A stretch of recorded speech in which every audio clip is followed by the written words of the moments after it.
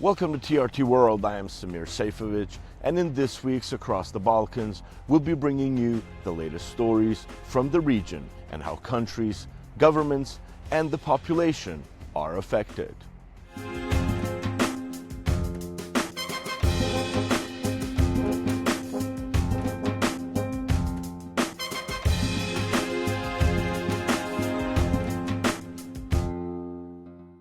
Flooding in Montenegro has closed off roads, farms, and damaged homes. Rising water levels at Skadar Lake have added pressure on the nearby communities, and experts say extreme rainfall combined with poor drainage, unplanned construction, and weak climate adaptation has worsened the impact. Mirjana Miladinovic reports.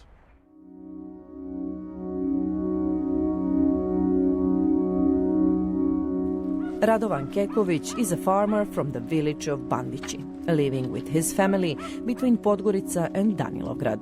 His property is among those that suffered major material damage in the recent floods that hit the two cities. It's not the first time his land has flooded, but this year, he says, it was the worst. Što smo radili nedavno, prošle godine, pomoćni objekat za ovce i to je uhvatila voda. Znači, tu nikad nije odlazila.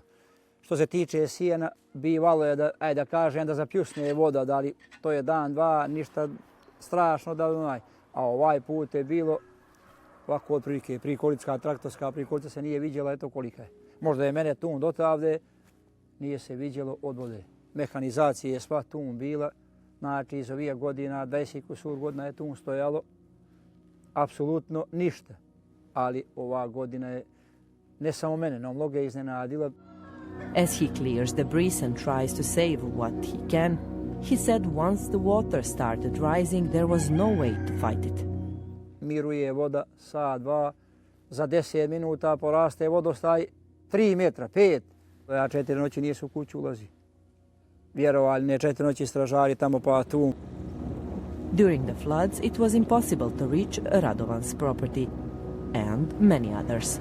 Two rivers, the Zeta and the Morača, along with their tributaries, overflowed. Main roads were closed and bridges were flooded. Nekih 5 dana se vodostaji su stalno rasli i to je stvaralo veliki problem svim koji su bili na terenu. After the heavy rainfall stopped, the river water drained towards Skadar Lake. At the same time, Albania faced similar rainfall and informed Montenegro it would carry out controlled releases from 2 hydropower plants into Skadar Lake, creating a new problem. Nakon tih događanja, kada je došlo do opadanja nivoa kanala i rijeka i pritoka Jadranskog sliva, došlo je do povećanja Skadarskog jezera. Tamo imamo određeni broj kuća koji su najbliže vodi, da su poplavljeni i da im je voda ušla u njihove objekte. Nature is unpredictable, and that's exactly why it should never be underestimated. This isn't the first time floods have happened in the same places, and the global warming is a warning, hydrologists say, that the nature must be respected and the rules aligned with expectations. Managing water systems in line with nature and with climate change in mind shouldn't be treated as something to deal with only when disaster strikes. It has to be a priority. Ne samo u onom smislu birokratskom da to ima negdje na papiru ili da se održavaju neke radionice, sastanci i tako dalje, nego da se izdvajaju konkretna sredstva i da se preduzimaju konkretne mjere kako bi se nešto što generalno, pogotovo mi kao mala država, ne možemo možda da utičemo na taj proces klimatskih promjena, da se on, da kažem, zaustavi, ali ono što bi mogli je da se što bolje prilagodimo. And when it comes to flooded homes, overflowing rivers and major material damage, rainfall alone is not to blame. Bez obzira na klimatske promjene i na prirodu sa kojom se teško boriti kada u kratkom periodu ne iđu tako velike padavine, ono što smo zaključili jeste da ima i dosta ljudskog faktora koji je uticao na sve ovo, naročito u nekim dijelovima gdje su ti odvodni kanali i potoci koji su godinama unazad služili u te svrhe, ali tim neplanskim neplanskom gradnjom došlo je do toga da je došlo do tih problema oko odvoda i odliva tih kanala. Vidimo da je došlo do dodatnih izlivanja vode zato što je neko dozvolio gradnju upravo tamo gdje nije smjela, čak u vodnom dobru. Vodno dobro je kao zjenica oka, odnosno kao da ako dozvolite gradnju u vodnom dobru, to je kao da ste dozvolili stambenu gradnju na sred plaže koja je u stvari morsko dobro. Ako je neko dozvolio gradnju u zoni plavljenja, onda se zna ko je odgovoran i za takva lica je propisana kazna. I sada ako hoćemo stvarno da se ovo više nikada ne ponavlja, onda trebamo da primijenimo kaznu kao primjer da onaj ko je napravio štetu, on snosi posljedice. The total material damage has not yet been determined. Još nije su opštinske komisije za procjenu štete izlazile na terenu, jer je i voda i dalje u tim nekim objektima. Nakon toga će se izaći opštinske komisije koje će uraditi procjenu šteta. While the authorities assess the situation, Radovan already knows what the water has done to his household. 90,9 štete. Znači, apsolutno, pa rekao sam i prije, sijeno što je najglavnije za ishranu. Čak sam i prinuđen iz stada koje imam, krave i to, da moram da prodajem da bi spasio nešto drugo. A mehanizacija, sami znate, poljoprivredne mašine, traktor, možete ga vidjeti tu, to je sve u vodu. Bogom je voda kad dođe u čizmu nije dobro, a ne u mašini. He knows people, illegal construction, the system and water management won't change overnight. So all he can do is hope there won't be new heavy rains for a while. Ne znam, sam mi je plan kako me ovo jadilo da sve smaknem i da držim nogu preko noge. Eto, to mi je plan, da se malo nasmijem. Volio bi da se ovo više ne ponovi, ali ja opet strahujem da će za par mjeseci biti ista situacija. Ali, što ono kažu, ne daj Bože, nadamo se da neće, ali Bogu moći. Mirjana Miladinović, Across the Balkans, Podgorica, Montenegro. We speak to Dr. Laurent Mesbah, a climate policy and sustainable development expert, to discuss how gaps in implementing clean energy and climate policies are increasing the Balkans' exposure to extreme weather and what reforms are urgently needed. Dr. Mesbah, thank you very much for talking to TRT World and the show Across the Balkans. There has been a lot of laws implemented within the EU legislation regarding climate change. Why are we seeing such a struggle within the Balkans to apply laws which regard climate change and environmental changes in general?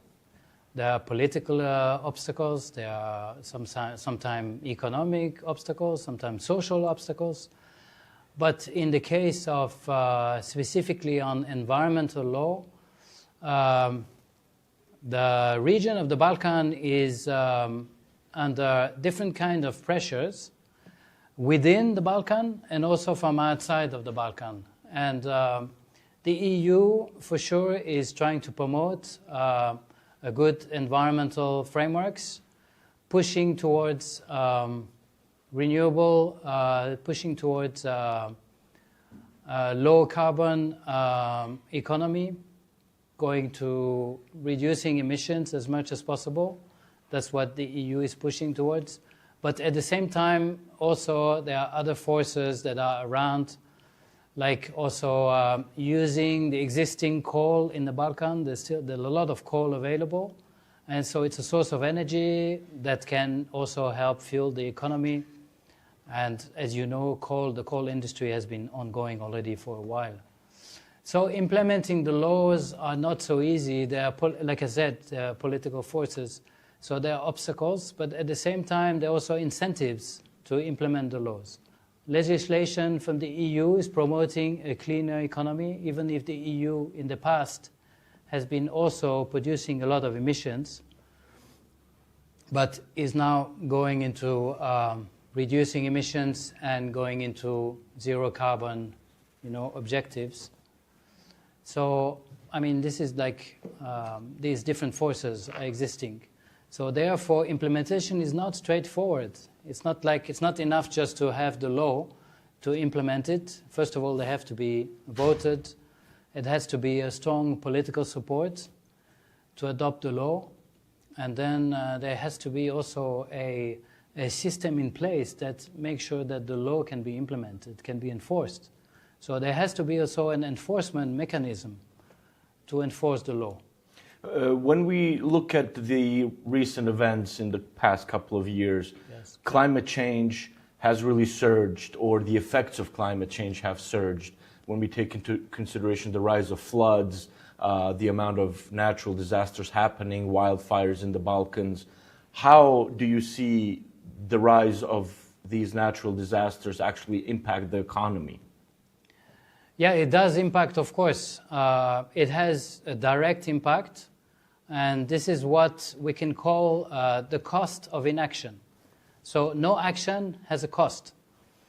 And the cost of inaction is higher than the cost of action. That's what politicians and the public opinion needs to understand. It has a cost, of course, to be prepared for extreme events. There's a need to invest, and that has a cost. But having no action doesn't have a cost immediately, but when the extreme event arrives, like flooding or extreme droughts, then it has a cost. And then you calculate the cost, and you see that many studies have been done around the world showing that cost of inaction is higher than the cost of action. But of course, investing in adaptation to extreme events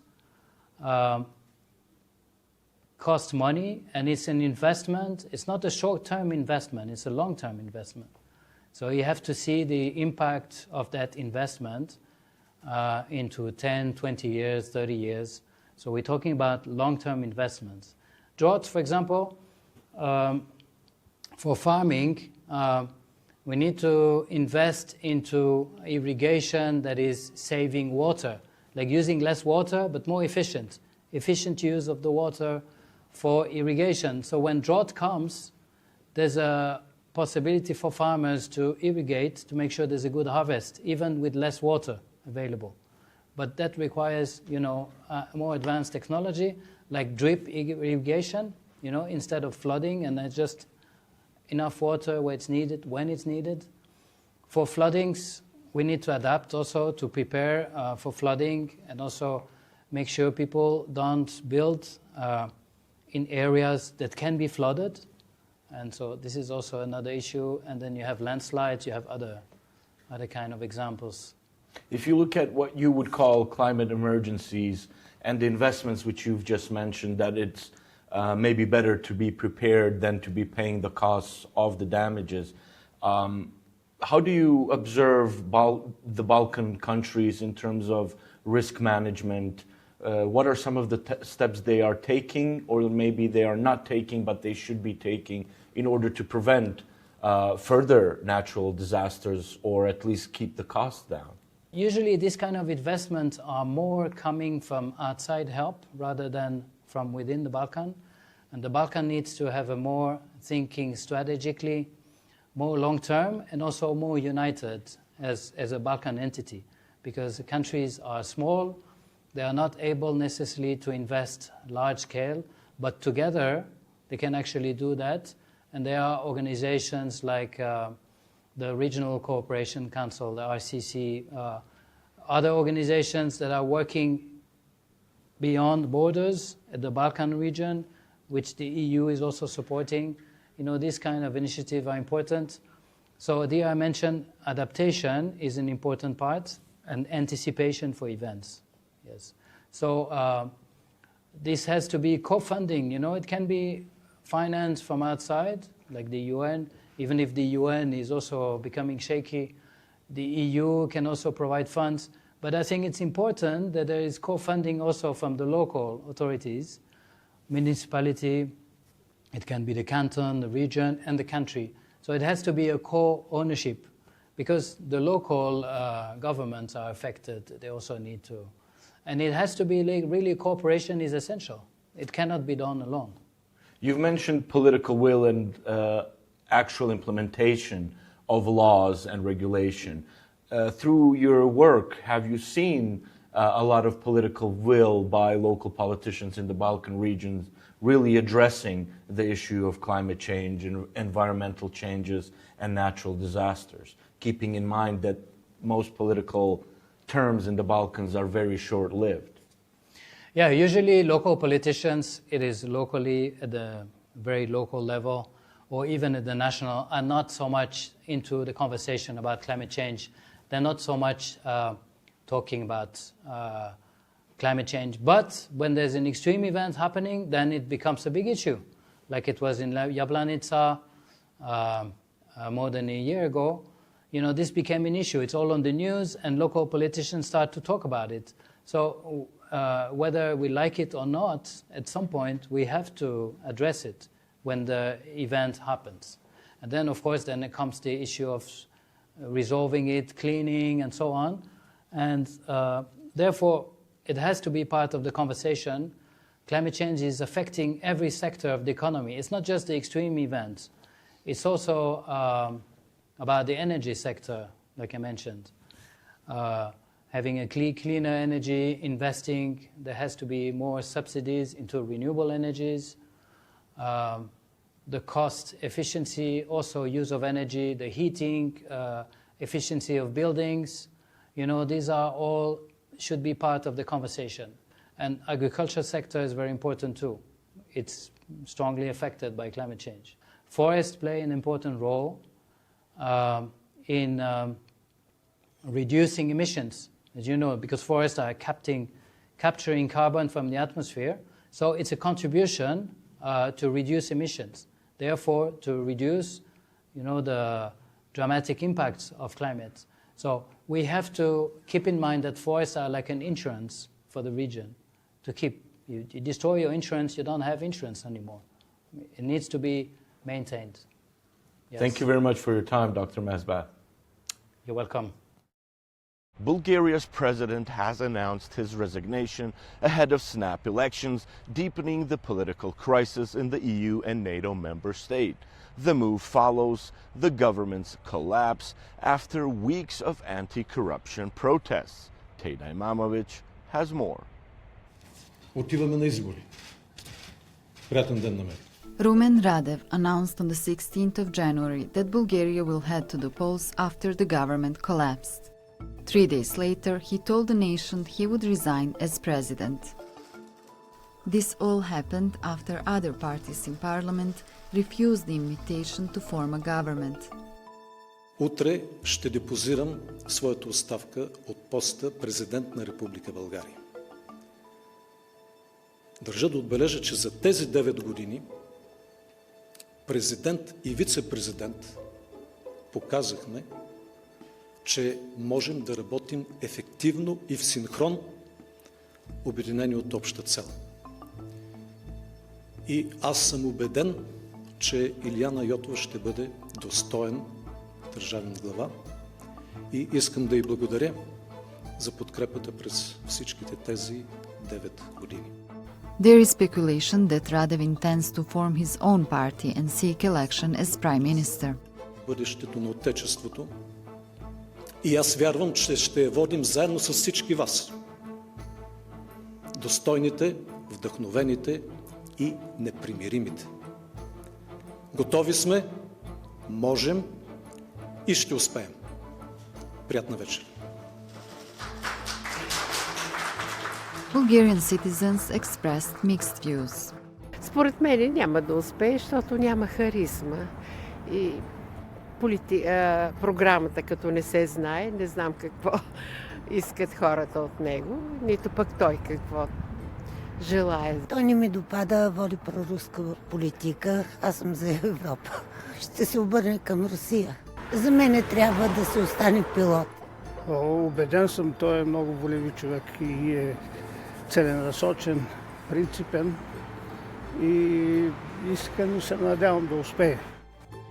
The latest developments come amid a years-long political crisis, resulting in Bulgaria preparing for its 8th parliamentary election in 4 years.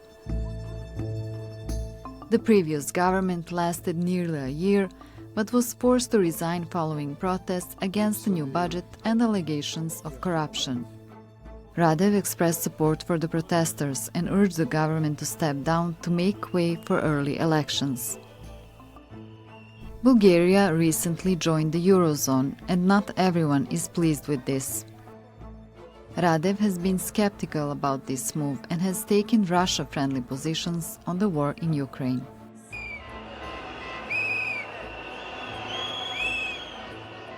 A former pilot and Air Force commander, Radev was elected president in 2016 and again in 2021.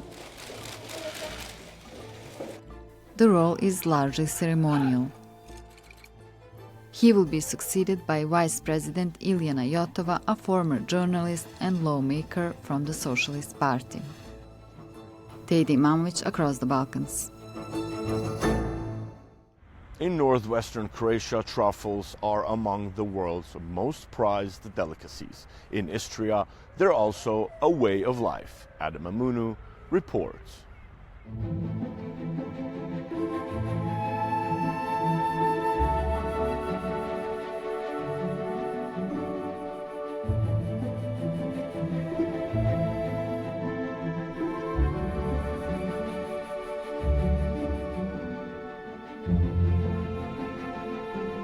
Croatia's northwestern region of Istria. It's truffle season here, and it's where Ivana Karlic-Ban and her 2 dogs hunt for one of the world's most expensive delicacies. They can be buried a meter below the ground, but Ivana's dogs can detect the truffle's intense scent. Sometimes it doesn't take too long for them to find what they're looking for. And that moment is here.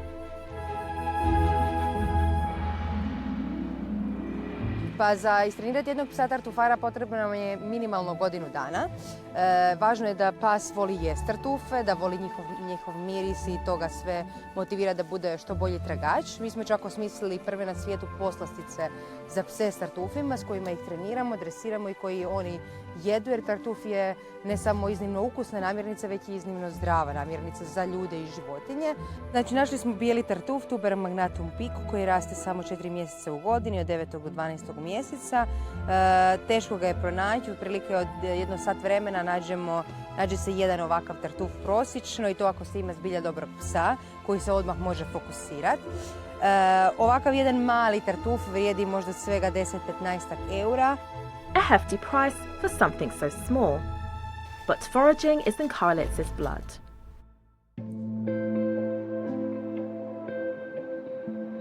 Her family are 3rd-generation truffle hunters, and they own a shop selling the treats in the village of Paladini. As time-honored as this tradition is, it's being threatened by environmental changes brought about by the climate crisis.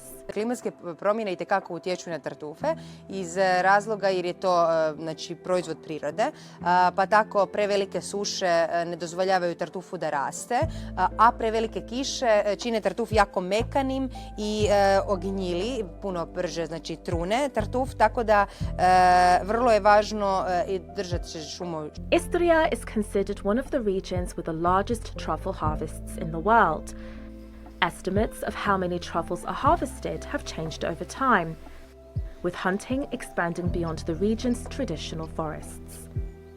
Neki podaci postoje, ali pitanje je koliko su relevantni. Šumarija je tada baratala podacima od 5 do 7 tona i to je bilo velikom većinom baš iz motovunske šume. Kako su se pojavila neka nova lovišta, ima i neki tereni koji nisu u Istri, računam da je danas barem 10 tona godišnje. And truffles are also an important part of Croatian cuisine. Not only do they add flavor and aroma to various dishes, they also play a significant role in the local economy. Znači, cijeli meni je kreiran oko tih namirnica, zapravo oko maslinovog ulja svježeg, što isto u tom periodu se radi, i oko bijelog tartufa, magnatum pico. Tako da, točno je tako, znači meni se radi oko tih namirnica. Istria's forests continue to yield. And for those whose livelihoods depend on these fungi, the forthcoming seasons hold uncertainty amid ongoing climate change. Adam Aminu, Across the Balkans.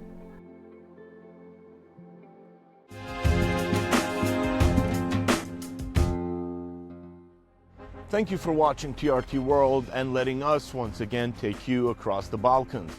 That is all from the team for this week. We hope to see you next time.